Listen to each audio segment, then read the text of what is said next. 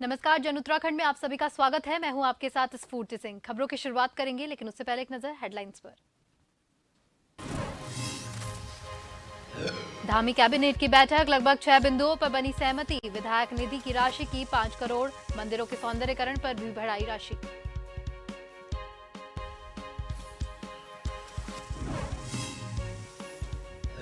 गैरसैंण में उत्तराखंड विधानसभा के बजट सत्र का आगाज। राज्यपाल गुरमीत सिंह के अभिभाषण के साथ कार्रवाई शुरू। अभिभाषण के दौरान विपक्ष का हंगामा कल 11 बजे तक के लिए स्थगित।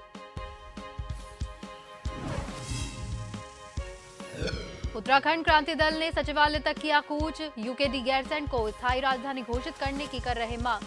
कहा, सत्र चलाने के लिए नहीं स्थायी की जाएगी घोषणा।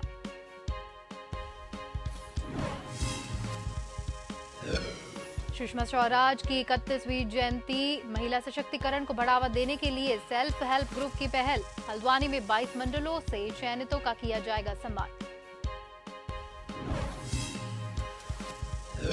उत्तराखंड में अचानक बदला मौसम का मिजाज। घाटी में बेमौसम बर्फबारी से करीब आधे घंटे तक हुई ओलावृष्टि। खड़ी फसल हुई तबाह।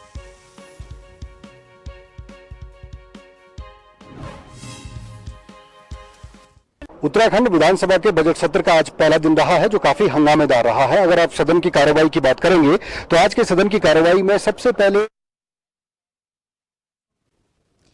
और अब खबरें विस्तार से। उत्तराखंड विधानसभा के बजट सत्र का पहला दिन हंगामेदार रहा, जहां राज्यपाल लेफ्टिनेंट जनरल गुरमीत सिंह ने अभिभाषण पढ़ा।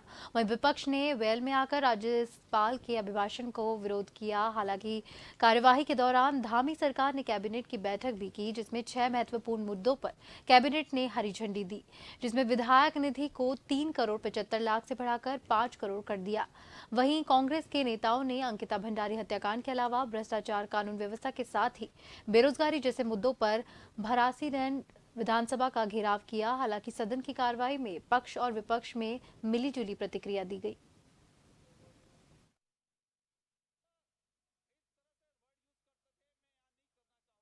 उत्तराखंड विधानसभा के सत्र का आज पहला दिन रहा है, जो काफी हंगामेदार रहा है। अगर आप सदन की कार्रवाई की बात करेंगे तो आज के सदन की कार्रवाई में सबसे पहले राज्यपाल यहां पहुंचते हैं भराड़ीसैंण विधानसभा में, और उनको गार्ड ऑफ ऑनर दिया जाता है।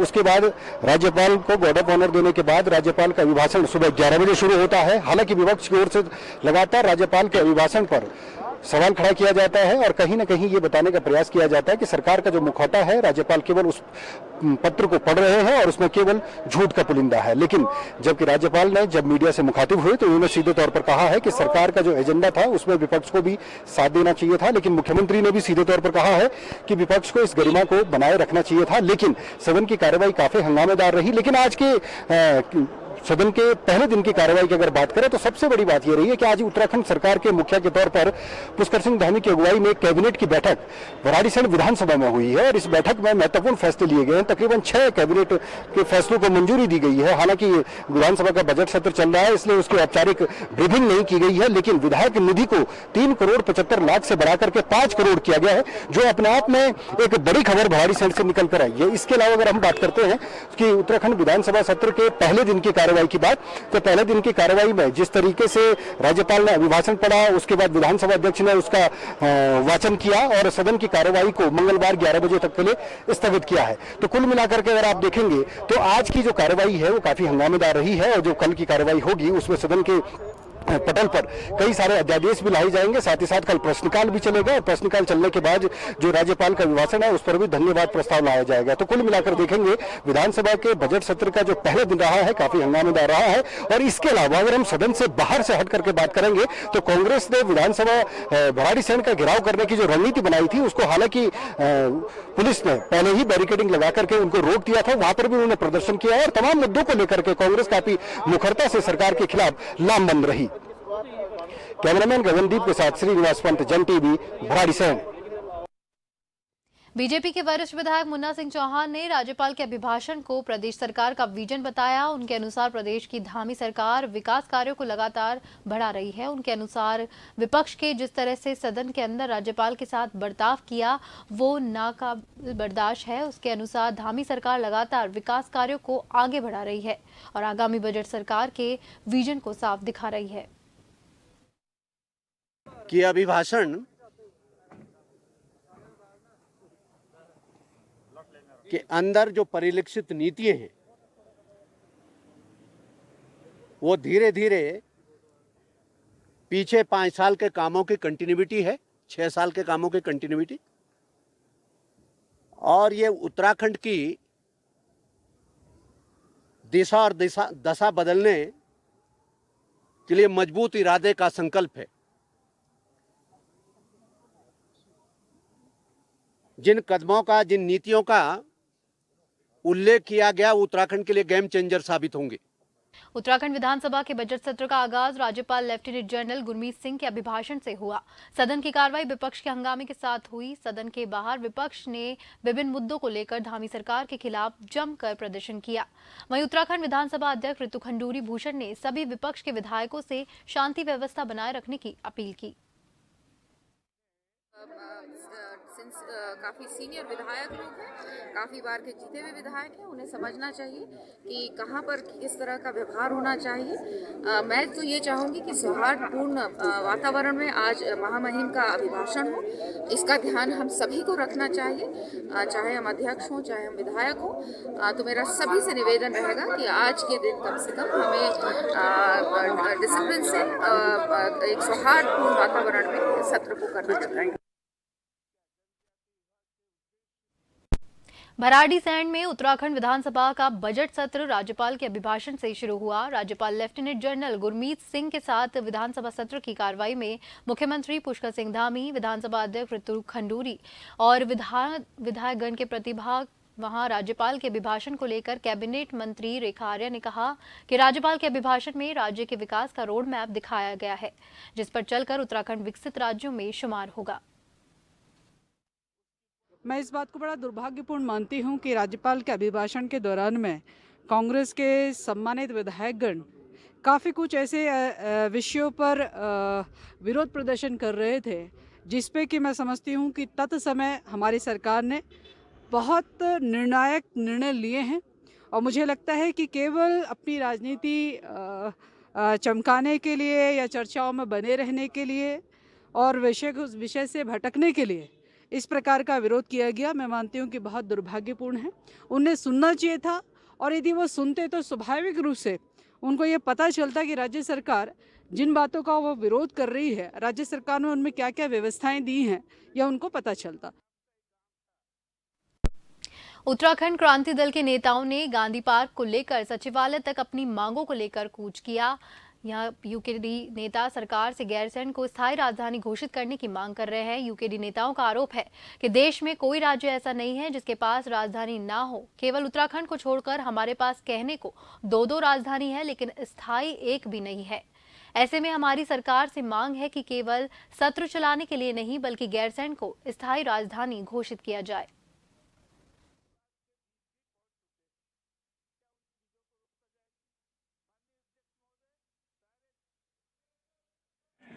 आज ये बजट सत्र के लिए पहुंच गए हैं गैरसैंण।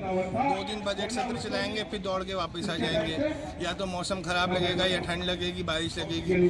तो ये जिस तरह का छलावा सरकारें, राष्ट्रीय दल लगातार उत्तराखंड के साथ खेल रहे हैं, उस छलावे को बंद करें और गैरसैंण को अविलंब बिना देर के स्थायी राजधानी घोषित करें, ताकि उत्तराखंड का पूर्ण रूप से विकास हो सके।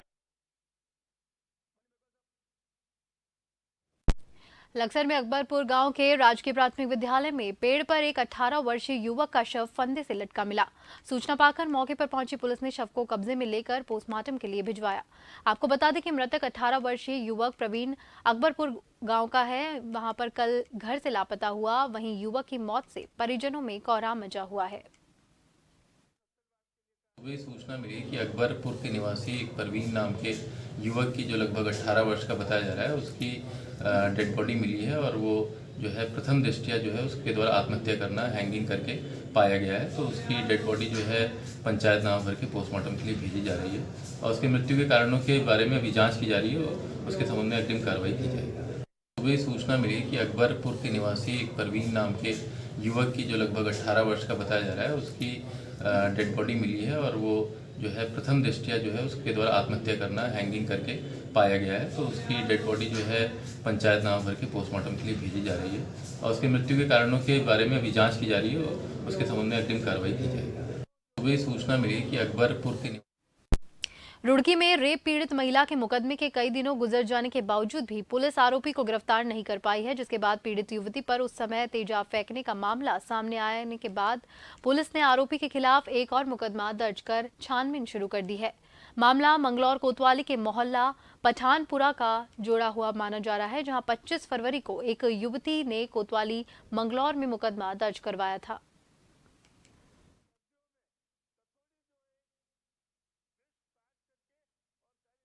के रहने वाली हूँ। मैंने 25 फरवरी में एक मुकदमा दर्ज कराया था रही सदर के नाम से।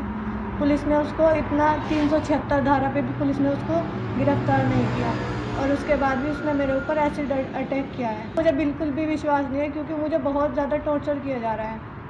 सर अब एक पे हो तो बता भी सकता है इंसान। शक तो मुझे फिलहाल तो कोई मेरी सपोर्ट में नहीं है, मुझे शक हर इंसान पे जितने भी उस लड़के की सपोर्ट का मुकदमा दर्ज हुआ है, उसकी इन्वेस्टिगेशन चल रही है। फिर एक परसों सूचना आई है परसों शाम कि इस तरह से जो है लड़की ने 112 पे कॉल की, मेरे पे जो है एसिड अटैक हुआ है। तो उस संबंध में चूंकि उसके थोड़े बाजू पे उसे के कुछ इंजरी वगैरह है, उसमें मेडिकल करा दिया गया है और उसमें मुकदमा दर्ज किया जा रहा है और कर चुके हैं, बल्कि कल मुकदमा दर्ज हो गया है। उस आधार पर इन्वेस्टिगेशन चल रही है। रुड़की के सिविल अस्पताल से उपस्थिति रजिस्टर चोरी होने से अस्पताल प्रबंधन में हड़कंप मच गया, जिसके बाद अस्पताल कर्मी ने रजिस्टर की काफी तलाश की, लेकिन रजिस्टर का कोई पता नहीं चल सका। अब रजिस्टर को पकड़वाने का वीडियो सोशल मीडिया पर वायरल हो रहा है। रजिस्टर फड़वाया गया वीडियो में एक कुत्ता रजिस्टर उठाता है। इस दौरान रजिस्टर का कुछ हिस्सा फटता है और बाकी के हिस्से को लेकर वहां से भाग जाता है। मामला करीब 1 सप्ताह पुराना है।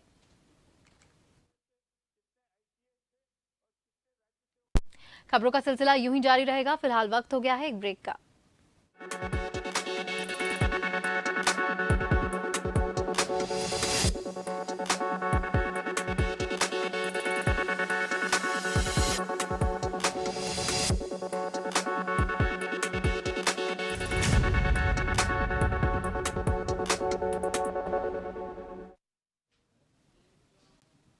ब्रेक के बाद एक बार फिर से आप सभी का स्वागत है।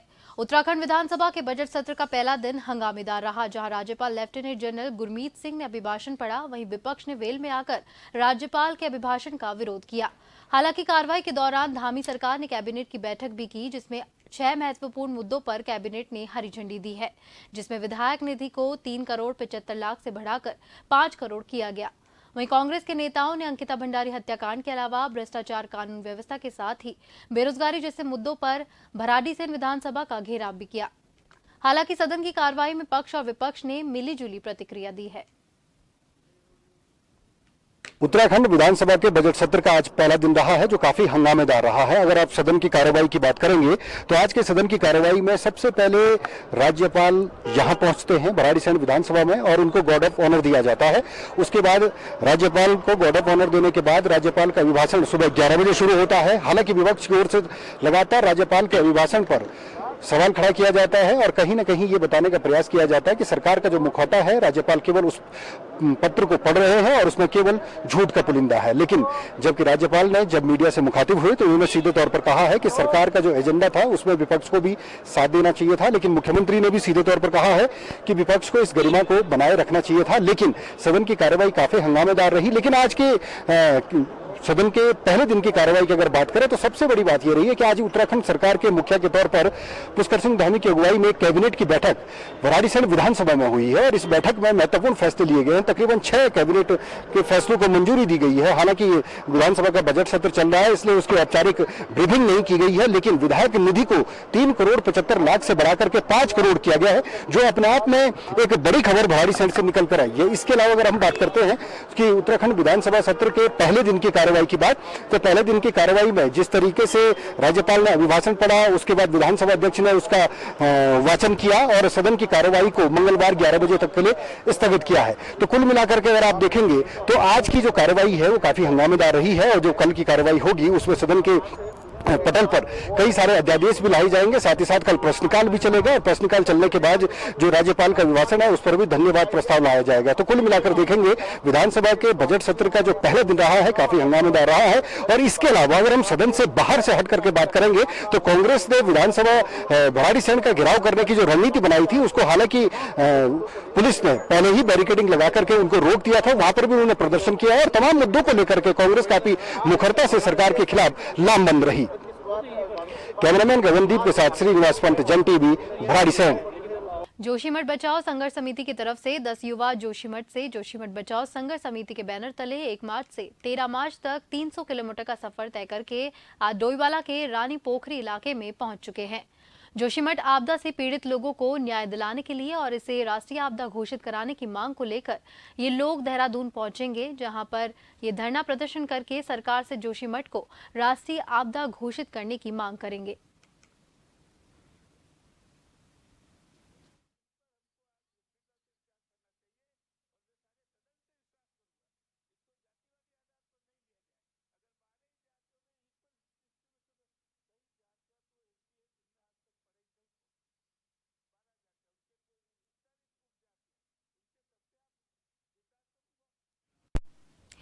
गैरसैंण में सीएम धामी मॉर्निंग वॉक पर निकले, मुख्य सचिव और डीजीपी भी उनके साथ में मौजूद रहे। इस दौरान सीएम धामी ने स्थानीय लोगों से बातचीत की। बता दें कि आज से उत्तराखंड का बजट सत्र गैरसैंण में शुरू हो गया है। बजट सत्र से पहले धामी की कैबिनेट की बैठक भी आयोजित की गई, जिसमें विपक्ष की रणनीति का सामना करने को लेकर मंथन किया गया।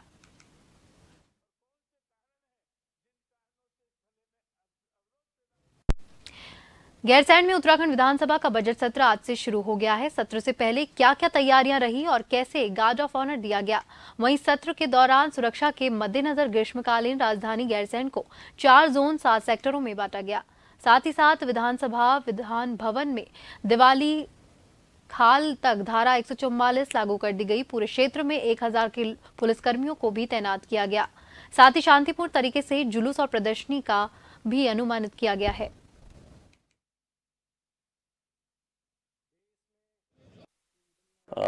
संपूर्ण जो विधानसभा क्षेत्र है और इसके आसपास के एरिया को 4 मुख्य जोनों में हमारे द्वारा विभाजित किया गया है और उसमें 7 सेक्टर हैं और सभी में एडिशनल एसपी और डिप्टी एसपी से ऊपर अधिकारी लगाए गए हैं। समस्त क्षेत्र में खासकर विधानसभा से दिवाली खाल का जो एरिया 144 वहाँ पर इम्पोज भी किया गया है, जिसमें विधि विरुद्ध जमाव जो है उसको किसी प्रकार से हम लोग रोकेंगे।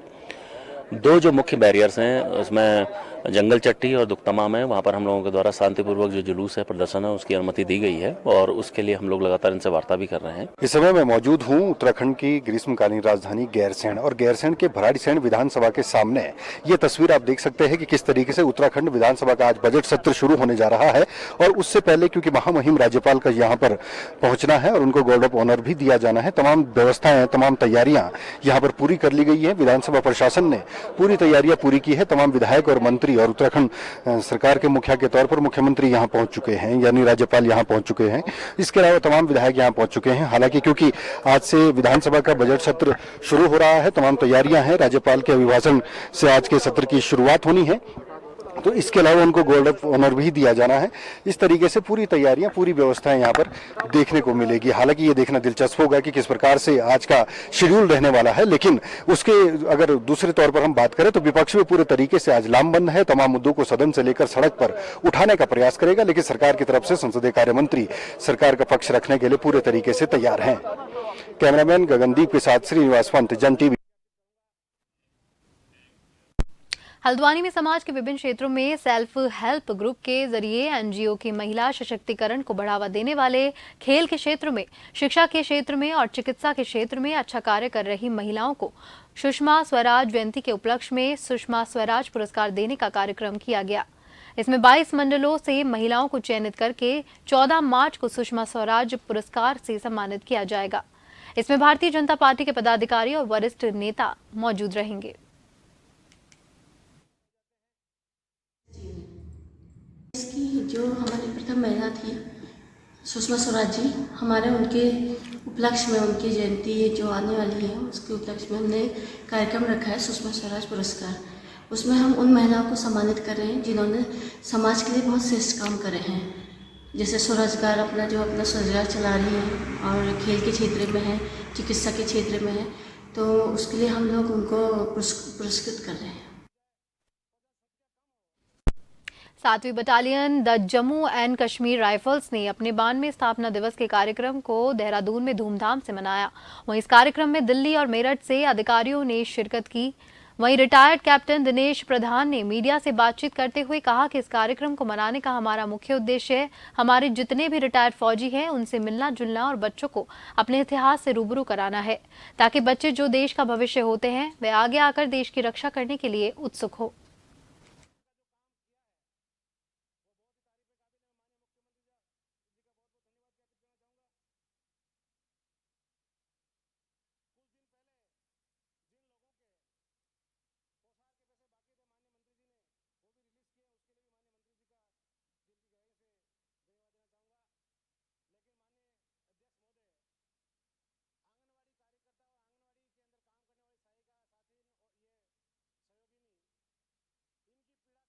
राइफल से मैंने 28 साल भारतीय सेना में नौकरी की और जम्मू एंड कश्मीर राइफल्स का मैं एक नुमाइंदा हूँ, जो कि आज 7 जैकेट पे मैं 92 साल हम लोग इसका सालगिरह बनाने जा रहे हैं। इस खुशी के अवसर पर हमारे जो अधिकारी हैं वो दिल्ली और मेरठ से आए हुए हैं, क्योंकि बाकी अधिकारियों को इतना समय नहीं है कि वो यहाँ पर आए और समय दे सके। इस वजह से हमने 2 ही हमारे अधिकारी साहब आए, बाकी हमारे जो देहरादून के जितने भी हमारा जो स्टाफ है वो यहाँ पर आया है और हम हर्षोल्लास के साथ इस अवसर को मनाते हैं। देहरादून का ऐतिहासिक झंडा मेला श्री गुरु राम राय दरबार साहिब में 86 फीट ऊंचे और 30 इंच मोटाई वाले झंडे जी के आरोहण के साथ शुरू हो गया।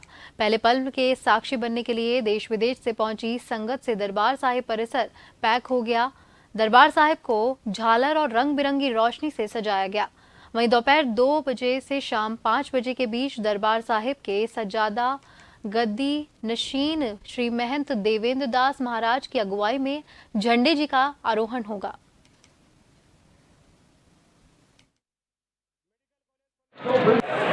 हमारी कोशिश है कि हर साल हम संगतों के लिए कुछ न कुछ सुविधाएं जुटाते रहते हैं। इस बार हमने एक बड़ा लंगर हॉल बनाया है, जिसमें 3000 संगतें एक साथ जो है भोजन को ग्रहण कर सकती हैं। तो दरबार साहिब के जो भित्ति चित्र हैं ये बहुत ही अनोखे हैं और भारतवर्ष में ऐसे भित्ति चित्र कहीं नहीं बनेंगे, तो उनके संरक्षण का काम हम कर रहे हैं। उनको हमने रेस्टोरेशन किया है। हमारी कोशिश है कि हर साल हम संगतों के लिए कुछ न कुछ सुविधाएं जुटाते रहते हैं। इस बार हमने एक बड़ा लंगर हॉल बनाया है, जिसमें 3000 संगतें एक साथ जो है भोजन को ग्रहण कर सकती हैं।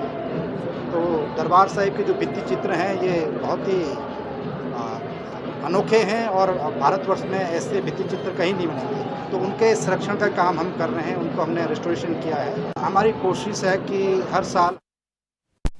उत्तरकाशी के गाजना क्षेत्र में अचानक से बेमौसम बर्फबारी हुई। यहां देर शाम तक मौसम बदल गया और घाटी में करीब आधे घंटे से ज्यादा समय तक ओलावृष्टि हुई। इससे पूरी घाटी ओलों से पड़ गई। वहां पर ओले पड़ने से पूरी घाटी में बर्फ की सफेद चादर भिज गई। मौसम, ओले और बर्फबारी ने खड़ी फसल को तबाह कर दिया। क्षेत्र में बारिश हुई, उसके बाद ओले भी गिरे और ओले गिरने से जो है गाजना क्षेत्र में जो है लोगों का काफ़ी नुकसान हुआ।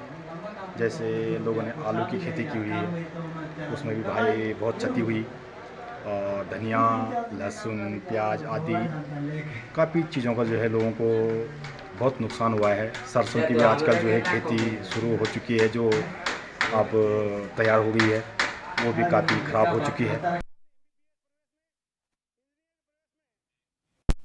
इसी के साथ जन उत्तराखंड में फिलहाल के लिए इतना ही। मुझे दीजिए इजाजत। नमस्कार।